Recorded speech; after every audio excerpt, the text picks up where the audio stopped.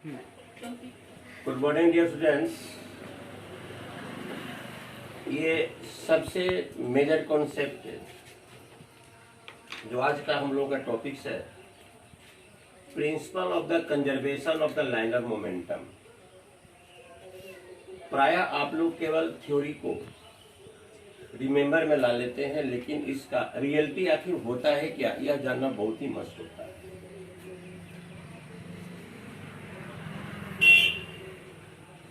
Momentum का मतलब होता है product of the mass and its velocity. जब मोमेंटम की हम चर्चा करेंगे तो मास और वेलोसिटी का पता करना होगा, तभी हम किसी भी ऑब्जेक्ट का मोमेंटम पता कर सकते हैं। इसका एसआई यूनिट होता है किलोग्राम मीटर पर सेकंड। फिर उसको पहले हटाइए, पहले यह देखिए, टक्कर के पहले two heated, before heated, after heated. टक्कर के पहले और टक्कर के बाद संवेग में किसी भी प्रकार का परिवर्तन नहीं होता है। It is neither created not destroyed. जैसे ऊर्जा संरक्षण का सिद्धांत होता है, अगर आप रेस्ट में है, मोशन में है, लेकिन उसका सम जो होता है पोटेंशियल और किनेटिक का सदैव इक्वल होता है। एक हल्का सा आप एग्जांपल लीजिए, एक हल्का सा एग्जांपल लेकर आप लोगों को हम चल रहे हैं कि आखिर मोमेंटम कैसे कंजर्व रहता है, मोमेंटम कैसे संरक्षित रहता है। मान लिया जाए ये एक लाइनर पथ है, ये आप देख रहे हैं लाइनर पथ है, सीधा स्ट्रेट लाइन। इस पर दो ऑब्जेक्ट ट्रेवलिंग कर रहे हैं, इस पर दो ऑब्जेक्ट ट्रेवलिंग कर रहे हैं। एक का मास है 10 ग्राम, दूसरे का मास है 20 ग्राम। और पहला जो ऑब्जेक्ट है उसका initial velocity 3 metre per second और दूसरे का है 2 मीटर पर सेकेंड। दोनों एक ही दिशा में गतिशील है, दोनों एक ही दिशा में गतिशील है, सेम डायरेक्शन में गतिशील है।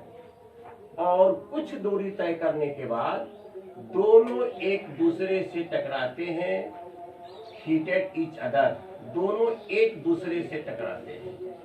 चूंकि ये इसका 10 ग्राम वजन है और इसका 20 ग्राम वजन है, दोनों टकराने के बाद न्यूटन के थर्ड लॉ से हम जानते हैं कि action and reaction are equal and opposite direction for reverse.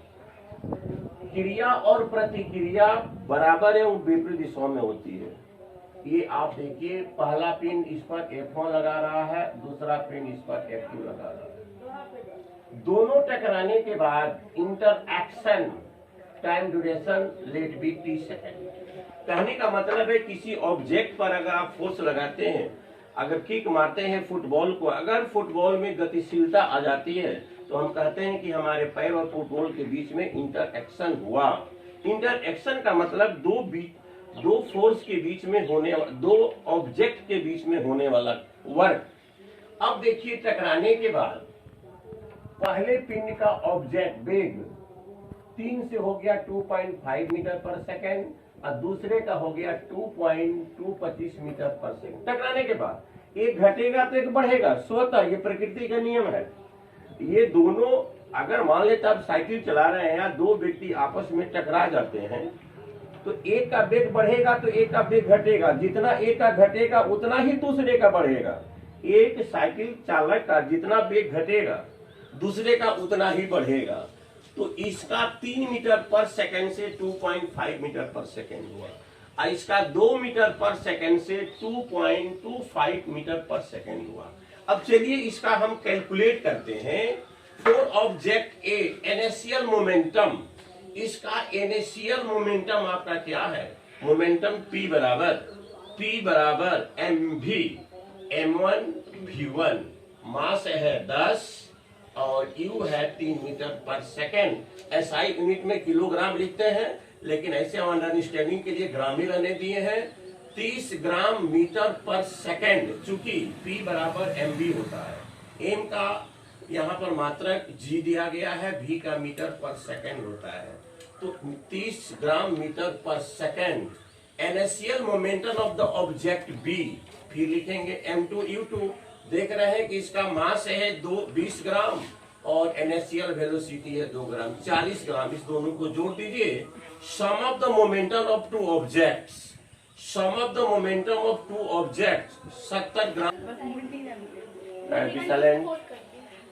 अब देखिए टक्कर के बाद की स्थिति क्या होती है। टक्कर के बाद आप देख रहे हैं कि मास तो नॉन वेरिएबल्स होता है। मास जो होता है non variables, mass is the reciprocal या reverse of the their velocity. Velocity का वो रेसिप्रोकल होता है, मास में कोई चेंजिंग नहीं होगा। ऑब्जेक्ट किसी भी वेलोसिटी से जाए, मास उसका सदैव कांस्टेंट रहता है। तो finally momentum of the object A, देखिए इसका ग्राम, मास तो वही रहेगा लेकिन वेलोसिटी हो गया 2.5। टक्कर के बाद इसका वेग घटा हुआ है तो इसका मोमेंटम हो गया 25 gram metre per second. Finally momentum of the object B, इसका वेलोसिटी बढ़ा हुआ है, इसका वेलोसिटी बढ़ा हुआ है लेकिन मास तो वही है। इसका हो गया 45 ग्राम मीटर पर सेकेंड। दोनों को सम करते हैं तो 70 gram metre per second, 70 gram metre per second. Dear students, आप देख रहे हैं two heated before heated after heated, before heated after heated, before heated 70 gram metre per second, after heated 70 gram metre प्रति सेकेंड। ये स्वाभाविक, ये प्रकृति का नियम है कि अगर दो ऑब्जेक्ट आपस में, दो गतिशील ऑब्जेक्ट आपस में टकराते हैं तो मास तो कांस्टेंट रहता है और उसका जो मोमेंटम भी होता है वो भी कांस्टेंट रहता है। अंतर इतना ही होता है कि अगर एक ऑब्जेक्ट का वेलोसिटी जितना घटेगा नियर अबाउट में, उतना ही दूसरे ऑब्जेक्ट में वेलोसिटी में इंक्रीजमेंट होगा और कोई अंतर नहीं आएगा। अगर दो ट्रक आपस में टकराती है सेम डायरेक्शन में तो जितना एक का स्पीड घटेगा उतना दूसरे ट्रक का स्पीड बढ़ेगा, मास तो कांस्टेंट रहता है। तो टक्कर के बाद before heated after heated sum of the conservation are equals, momentum are equals. It is certified that momentum of the two more than two objects before heated is equal to momentum of sum of momentum of two more than two objects after heated is equal. That is certified that कि टक्कर के बाद और टक्कर के पहले अगर उस पर कोई बल काम नहीं करे, एक्स्ट्रा बल साइड से फिर कोई इस पर बल आरोपित नहीं किया जाए तो टक्कर के पहले और टक्कर के बाद कुल मोमेंटम संरक्षित रहता है, कंजर्व रहता है। आप लोग पढ़ाई क्या करते हैं, थोड़ी पढ़ लेते हैं और पढ़कर अपने मन में नहीं। जब तक हम लोग इस फिजिक्स में, आज के कंपटीशन के युग में, जब तक हम इसको कॉन्सेप्ट को रियली नहीं समझेंगे, आपको एक जो आपका एम है, एक आपका लक्ष्य है, उस लक्ष्य तक आपका मतलब कि पहुंच नहीं हो पाता है। Thank you dear students. कल नेक्स्ट टॉपिक्स फिर अगर दूसरा टॉपिक्स देंगे और इसे जरूर आप विजिट करेंगे, निश्चित रूप से अपने फ्रेंडों को शेयर करेंगे। Thank you very much.